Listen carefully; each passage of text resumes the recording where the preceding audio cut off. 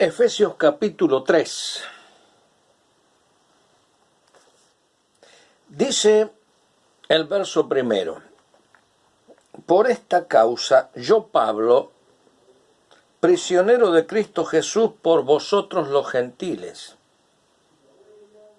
si es que habéis oído de la administración de la gracia de Dios que me fue dada para con vosotros, que por revelación me fue declarado el misterio, como antes lo he escrito brevemente.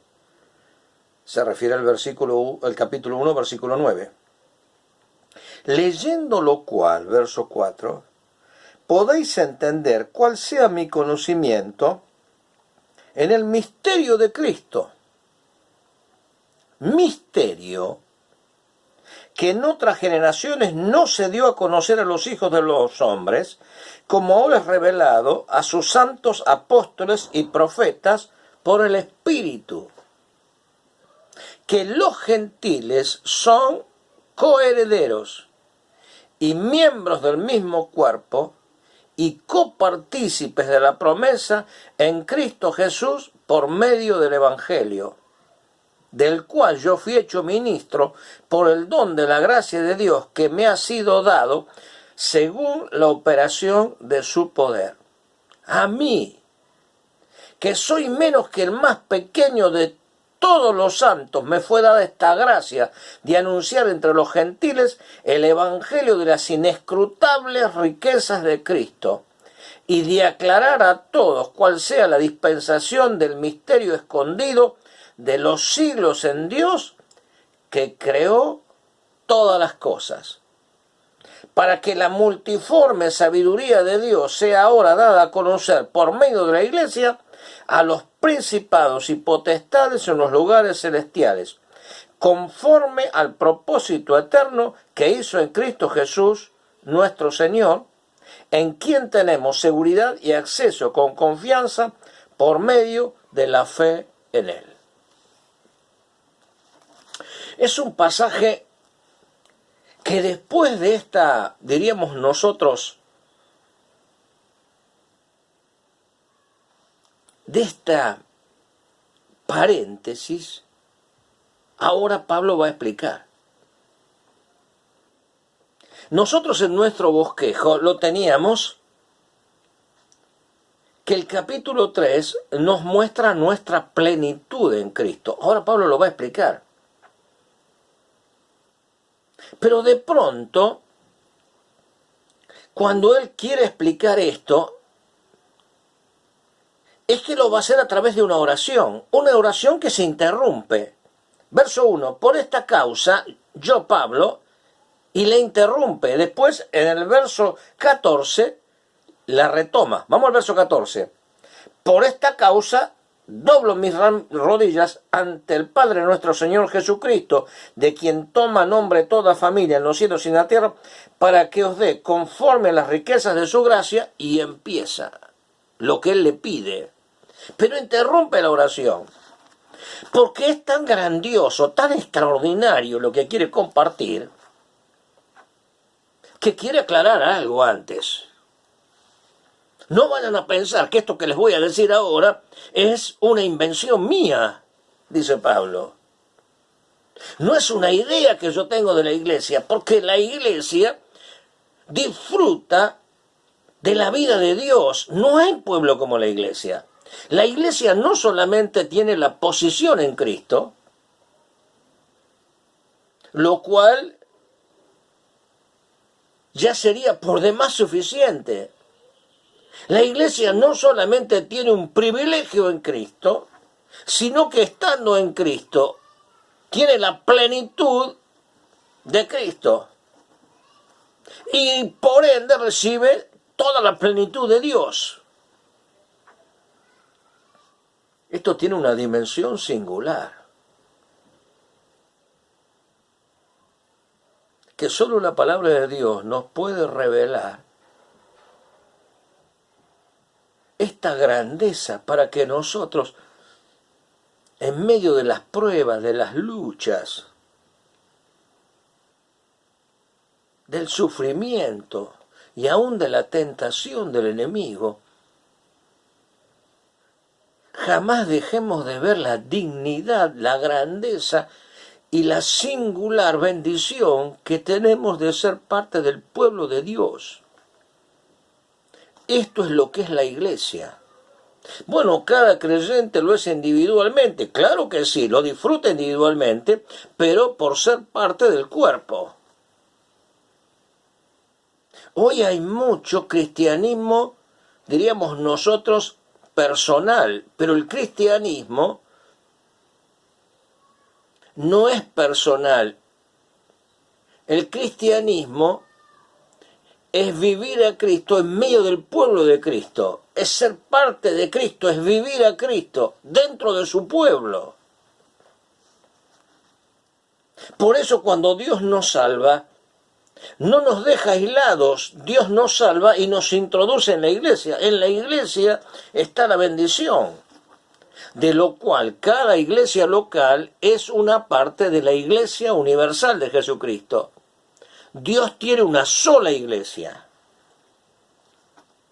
Esa iglesia tiene la plenitud de Dios que está en Cristo. Es maravilloso lo que Pablo va a expresar, a tal punto que él interrumpe y quiere decirles, miren, les quiero decir que la verdad que les voy a transmitir es una verdad que me reveló Dios. Por eso introduce este párrafo, nosotros diríamos de paréntesis, para explicar acerca de la administración que la gracia de Dios le había concedido para con nosotros. En la administración de Dios, Él está revelando lo que Dios le reveló a Él. Es un misterio escondido. Un misterio no es algo oscuro. El misterio en la Biblia es algo que no estaba revelado. Pablo dice, les voy a declarar una verdad que no la conoció Abraham, no la conoció Jeremías, no la conoció ninguno de los profetas. Es una revelación que estuvo escondida y que de pronto Dios la saca a la luz. Todos los siervos del Antiguo Testamento podrían comprender muchas cosas, pero la iglesia no está en el Antiguo Testamento. No está la doctrina revelada. Hay enseñanza del Nuevo Testamento que sirve a la iglesia, pero no está la doctrina de la iglesia. La doctrina de la iglesia es una verdad revelada a través de los apóstoles y profetas del Nuevo Testamento. Por eso Pablo dice en el verso 5, misterio que en otras generaciones no se dio a conocer a los hijos de los hombres, como ahora es revelado a sus santos apóstoles y profetas por el Espíritu. Apóstoles, los enviados por el Señor, y los profetas del Nuevo Testamento, no los del Antiguo Testamento. Ellos tenían otra misión. ¿En qué consiste esto? Pablo, el misterio consiste, verso 6, que los gentiles son coherederos, miembros del mismo cuerpo, en castellano y literalmente sería cocuerpo. Lo que pasa es que esa expresión queda mal expresada en castellano, por eso el traductor dice, y miembros del mismo cuerpo, y copartícipes de la promesa en Cristo Jesús por medio del Evangelio. Pablo usa tres términos con un prefijo co. Son coherederos, tienen la misma heredad, son miembros del mismo cuerpo, participan del mismo cuerpo, y son copartícipes, participan de la misma promesa en Cristo Jesús. Nunca antes había pasado esto entre los gentiles. Los gentiles podían entrar al pueblo de Dios como prosélitos. Tenían ciertas bendiciones, pero no el nivel y el estatus que ahora en la iglesia gentiles y judíos adquieren al mismo nivel. esta gloriosa verdad hace que la iglesia reciba de parte de Dios algo singular.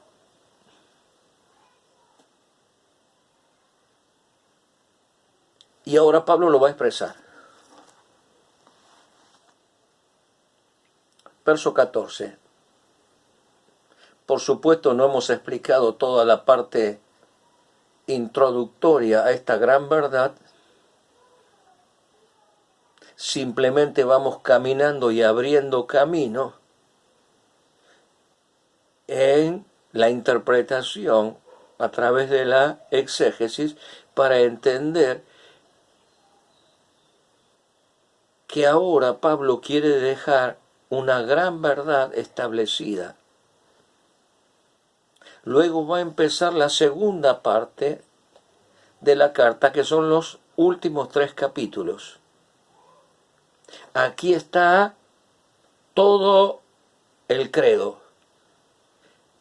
Capítulo 1, 2 y 3, el fundamento de la creencia. Capítulo 4, 5 y 6, la conducta de esa creencia. Porque siempre la creencia se expresa en la conducta. Verso 14. Por esta causa, la frase con que empezó el capítulo, interrumpió la oración para explicar de dónde venía semejante revelación directamente de Dios, para que sepamos lo que es la iglesia. Por esta causa doblo mis rodillas ante el Padre nuestro Señor Jesucristo, de quien toma nombre toda familia en los cielos y en la tierra, para que esta cláusula de proposición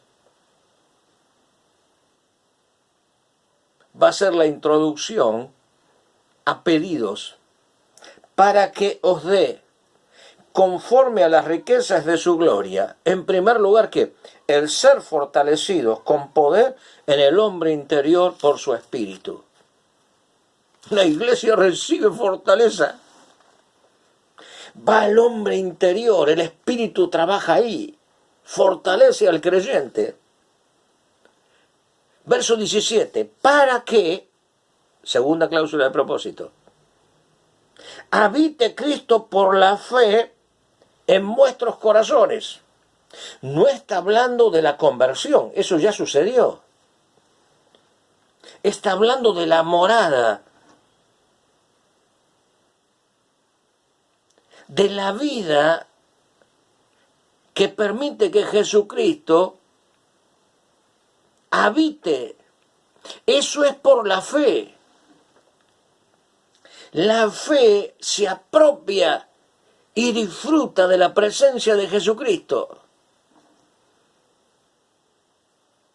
Para que habite Cristo por la fe en vuestros corazones, a fin de que, otra cláusula de propósito, es la misma, a fin de que, arraigados y cimentados en amor, seáis plenamente capaces de comprender. Primero pide para que seamos fortalecidos. No le pide a Dios una irrealidad o utopía. Le pide algo que Él sabe que Dios va a conceder. Fortaleza en el hombre interior. Que Cristo more en cada creyente por la fe. Que cada creyente disfrute de la presencia de Jesucristo, porque la vida cristiana es vivir a Cristo.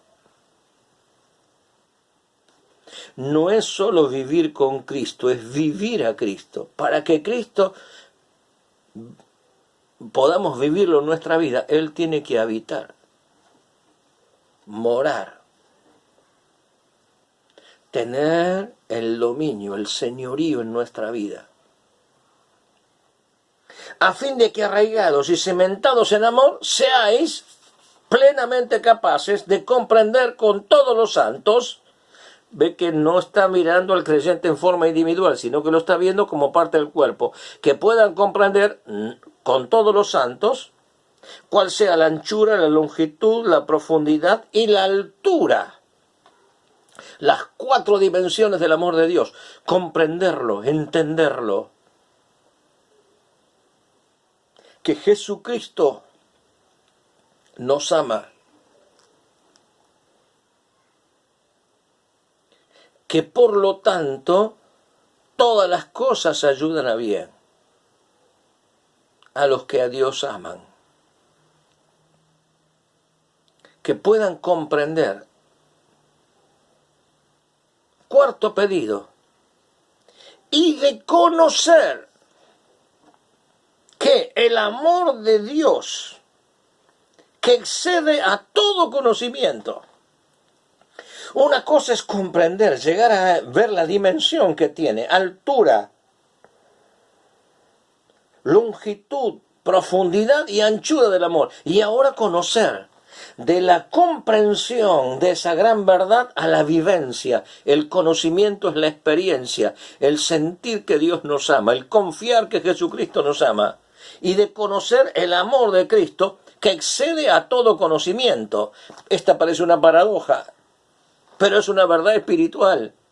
¿Cómo poder conocer lo que excede a todo conocimiento?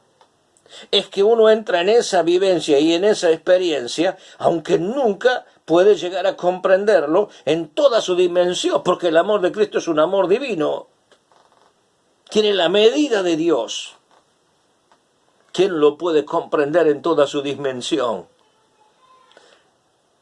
Pero podemos conocerlo en experiencia. Quinto, cláusula de propósito, para que seáis llenos de toda la plenitud de Dios. La plenitud de Dios habita corporalmente en Jesucristo. La iglesia no es la plenitud de Dios. La iglesia es llenada con la plenitud de Dios. La plenitud de Dios es Jesucristo.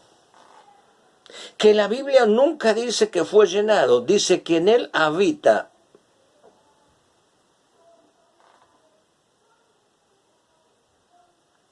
Él como Dios siempre habitó en él la plenitud de Dios. ¿Qué es la plenitud de Dios? La dimensión de la perfección, la gloria, el poder y la magnificencia de Dios. La pleroma, el total del ser de Dios. Esa plenitud de Dios es Cristo. Ahora el creyente está en Cristo, por lo tanto, al estar en Cristo puede ser llenado con la vida de Dios, que tuvo su punto inicial en la conversión. Dios nos hizo partícipes de la naturaleza divina y que sigue constantemente llenándonos, hasta que un día lleguemos a la estatura de la plenitud de Cristo. Ese es el propósito de la iglesia. Un pueblo hecho a la semejanza de Jesucristo. La iglesia, su posición en Cristo, los privilegios en Cristo y nuestra plenitud en Cristo, recibiendo de la vida de Dios. Tal cual lo dijo el Señor. Sean perfectos, maduros, como vuestro Padre que está en los cielos es perfecto. Recibimos de la plenitud de Dios y vamos siendo llenados en la plenitud de Dios.